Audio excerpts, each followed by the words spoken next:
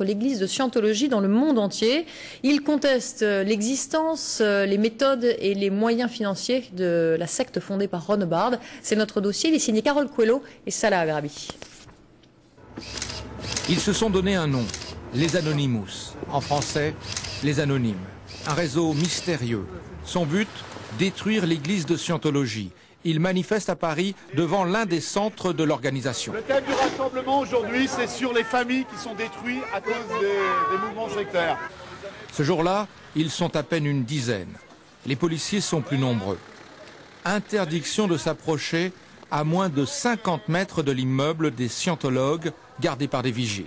On essaye de dénoncer la scientologie tout simplement, de faire connaître ça au plus grand public, au plus grand nombre, et faire en sorte que les gens ne tombent pas dans ce piège-là aussi facilement. Qui sont-ils? Quelles sont leurs motivations? Tous les Anonymous que nous avons rencontrés l'affirment, ils ne sont pas d'anciens scientologues. Qu'est-ce que vous reprochez vraiment à la scientologie? De détruire la personnalité, le caractère et les carrières.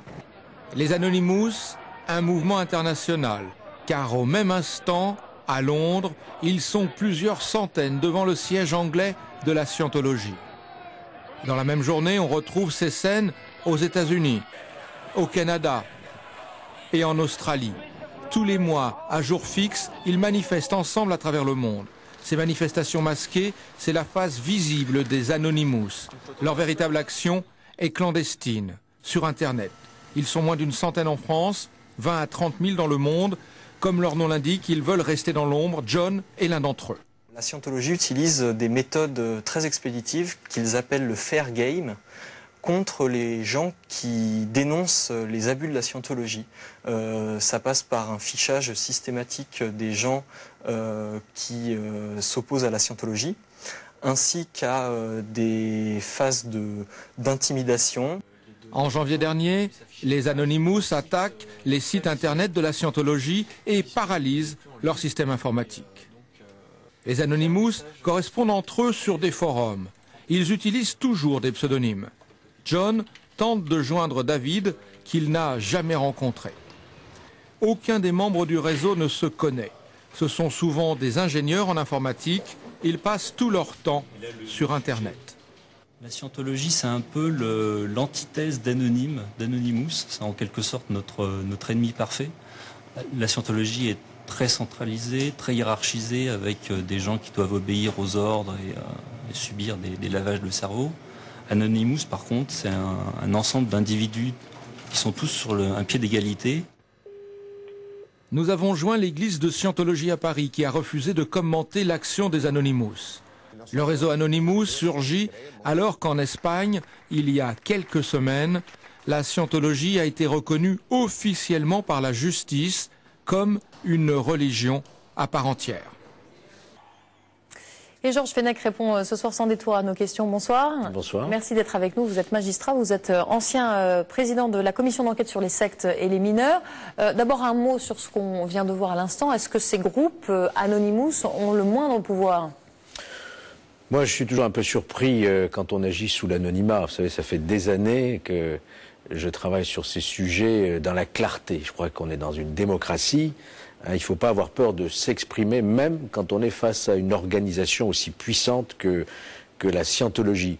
Mais je peux comprendre aussi que certains, notamment parmi les jeunes, veuillent se protéger. Parce que c'est vrai qu'il y a des réseaux d'influence, qu'il y a ce que Ron Hubbard, le fondateur de la scientologie, appelait la propagande noire, où on essaye de détruire la réputation de quelqu'un.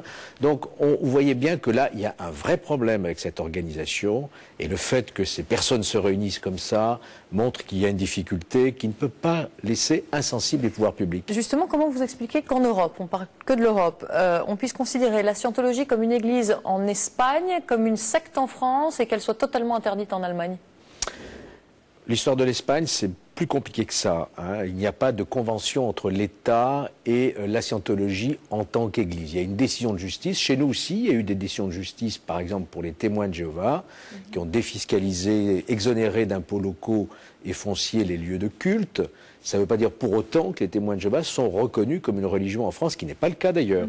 Donc il faut être... Mais c'est vrai qu'il y a une approche différente en Europe, suivant les pays. Vous avez les pays du Nord, par exemple, comme Copenhague, qui abrite le siège européen des scientologues, qui est beaucoup plus tolérant. Et je pense qu'il faudra harmoniser au niveau... La France prend la présidence de l'Europe cette année, et ce sera probablement l'une de mes propositions que je ferai au Premier ministre, c'est d'être présent plus fortement encore à ce moment-là pour harmoniser l'action contre les dérives sectaires, et non pas contre les sectes elles-mêmes. Il faut bien faire la distinction. Alors justement, on va y revenir. Vous venez d'être chargé donc, par le Premier ministre François Fillon d'une mission d'évaluation des dispositifs judiciaires conçus pour lutter plus efficacement contre les dérives sectaires. Vous rendrez votre rapport le 1er juillet prochain. C'est tout un programme. Vous pouvez un peu préciser ce que ça signifie? Ça signifie que, d'abord, c'est un phénomène qui touche, disons, à peu près 500 000 de nos compatriotes. Environ 80 000 enfants. J'étais président de la commission des sectes et mineurs. On a trouvé des situations vraiment douloureuses et dramatiques. Souvenez-vous, Tabitha's Place, par exemple. Donc, ce que nous voulons savoir, c'est pourquoi il n'y a pas plus de plaintes, pourquoi il n'y a pas plus de décisions de justice dans notre pays, alors qu'on a l'arsenal législatif le plus...